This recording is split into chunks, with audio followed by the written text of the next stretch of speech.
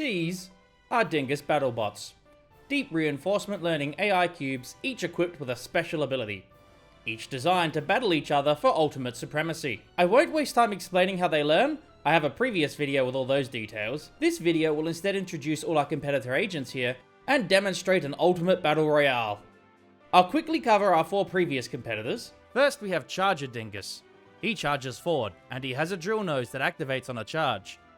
It drills enemy health away quickly, but he has to get his spacing right so that he doesn't just send them flying, or miss them completely. Then we have Shooter Dingus, who fires off a bunch of balls that quickly deploy into spiked balls, harming any who touch them except for himself. If you'd watched the first video, you'd know that Shooter Dingus was a disappointing failure that didn't score a single win. Then we have Bomber Dingus, inspired by Bomberman. He drops an explosive behind him that detonates in a large radius, hurting and sending flying anything within, including himself. And finally we have Shover Dingus, a martial artist that can blast away anything near him, the force of which sends him flying backwards too. Okay, enough of the Pokemon card format. Our 6 newcomers are thus: Buzzsaw Dingus. Designed as the baseline Dingus to defeat, Buzzsaw is big and slow and very dangerous from the front. His Buzzsaw stays active for a long time and does significant damage during its duration. He's even slower when it's active, however, which should make him easy to outmaneuver. He was designed with the idea that any other Dingus should be able to take him out, and to also punish just charging straight into his drill. This is Plumber Dingus. He jumps. Yeah, that's it. Plumber Dingus can jump on enemies' heads and deal damage for properly landing on top of them. I feel like there should be more to explain here about him, but no, that's it, he jumps. Oh, Deathwaller, the most complicated Dingus. He fires out 2 pillars onto the battlefield, each generating a damaging death wall between them. The pillars themselves can be destroyed to help get rid of some of the battlefield pressure, so in theory he should be a very dangerous competitor. In practice, however, well, you'll see pretty soon. Sniper Dingus, the ultimate in ranged combat. Maybe. Sniper Dingus enters sniper mode, slowly preparing a shot, losing the ability to move and drastically reducing his turn speed. Upon finishing charging, he lets loose a high damage piercing bullet that spans the entire battlefield, being able to do incredible damage to a cluster of foes. Horner Dingus. That is an awful name. I'm going to rename him to Bull Dingus. Bull Dingus is a furious melee combatant. Bull Dingus is able to go into a frenzied charge across the battlefield. This lets him absolutely zip across at huge speeds. However, he loses all control when he does this, at least until he hits a wall, an enemy, takes damage, or goes over a pit. His charge hits hard enough to send enemies flying, so he should be a very amusing combatant at the least. And finally, my favourite, Sisyphus Dingus. He rolls a boulder around the battlefield, which he uses to slam into opponents. The faster his boulder's speed, the more damage he deals. Sisyphus can also go into a Herculean rage. In this form, his speed and strength improve significantly, allowing him to better slam the boulder into his foes. There's one other new feature to mention in this battle royale. Cowardice and passivity are punished. Any agent that does not damage another agent for a short duration will start to degenerate health, indicated by a yellow health bar. This should help encourage absolute carnage and punish cowards who would run from battle. All that was left was to train them for a long time. And so, with all the fighters introduced, all that's left is to have them all duke it out against each other. And so, round 1. And we're off! We start with Sisyphus lovingly rolling his boulder over to Sniper before Bull Dingus just smashes into them all. Meanwhile, Deathwaller redeems himself, trapping Shooter into a corner. Sniper smells blood and aims the shot at the trapped Shooter.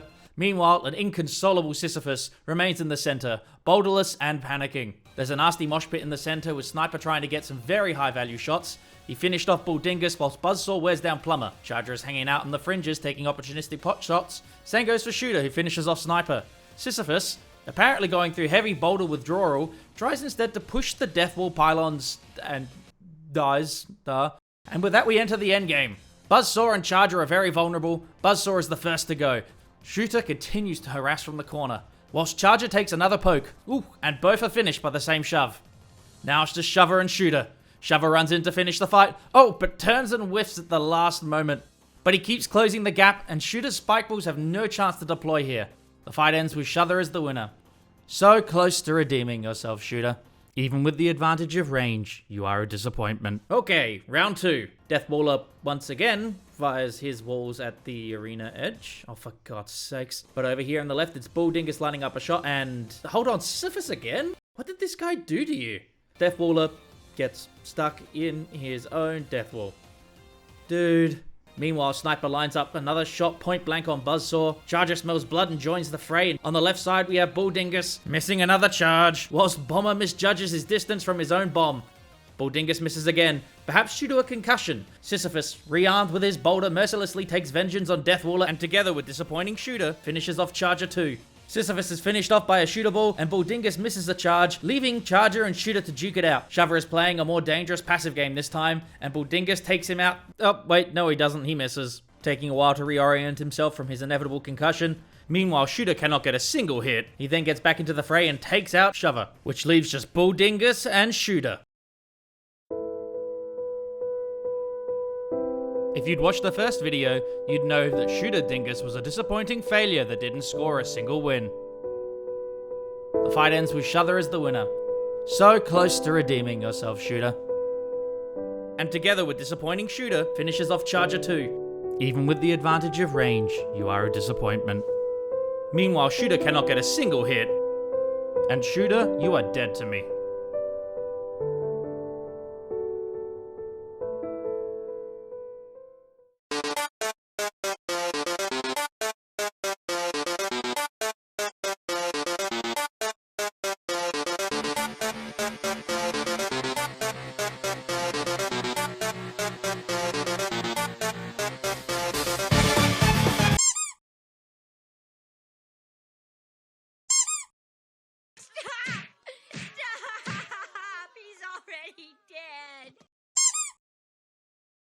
Round 3. Deathwaller throws a spectacular starting wall over Sniper and... Oh, but Sisyphus slowly runs over it. Sisyphus then ramps up the speed and goes into the center where he suddenly just gives up. And a well-placed bomb from Bomber does a huge amount of damage to the entire center forces. Dingus is quickly succumbing to entropy. Deathwaller manages to catch himself and Shooter in a corner. What are you playing at, man? Sniper aims for big old Buzzsaw and gets a good hit in, and Dingus, mere moments away from death, tags Sisyphus and follows up with a slam on Buzzsaw, finishing him off. But the tiny moment of contact with the Buzzsaw finished Dingus off too. You will never be forgotten. You died a legend. Meanwhile, Buzzsaw's corpse slams into Charger, knocking him off kilter. He then has to contend with his new reality, and he's struggling greatly. I'm so sorry this happened to you. Bomber then blows himself up. God only knows what 5-dimensional game he's playing, and Sisyphus suffers a critical panic attack due to a lack of boulder in his arms. Shover suffers a fit of panic when he realizes he's being targeted by both a spike ball and sniper at the same time, managing to successfully dodge neither of them. Charger is having one heck of a rough trip, and Sniper decides to put Sisyphus out of his misery. Deathwaller puts out a great protective wall until he then... Dude, come on. Sniper then... Oh god, it's like he's just putting people out of their misery. Is this how you choose your targets? Good night, sweet prince. And suddenly all that's left is Sniper and Shooter.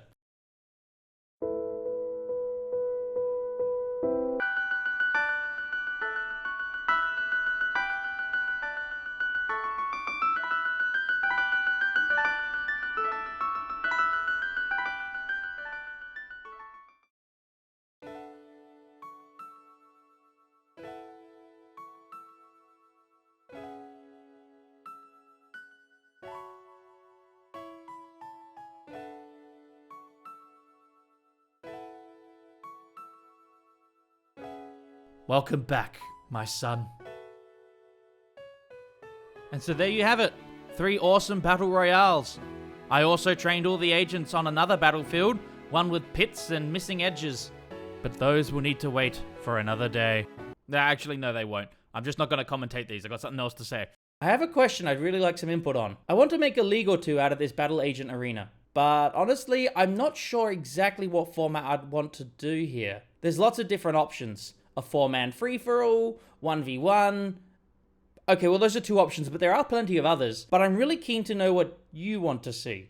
Please let me know what you'd like to see so I can figure out which sort of formats to focus on to begin with. Also, these agents take a fair bit longer to train than any other previous agents I've made. Training them adversarially means that they're environments that are constantly changing, as they're evolving and trying to get one up on each other. This forces them to do a lot more than just learn an exact series of movements for success. I've got a lot more I want to do here, and there's plenty more training in the future, so it's likely I may do some live streams of the agents learning in various situations. So if you're interested in this stuff, it might be worth subscribing and possibly ringing the bell thingy. That might help YouTube notify you when I'm doing that. Maybe. I have no idea how YouTube works, I just stick videos on it. Anyway, thank you so much for watching.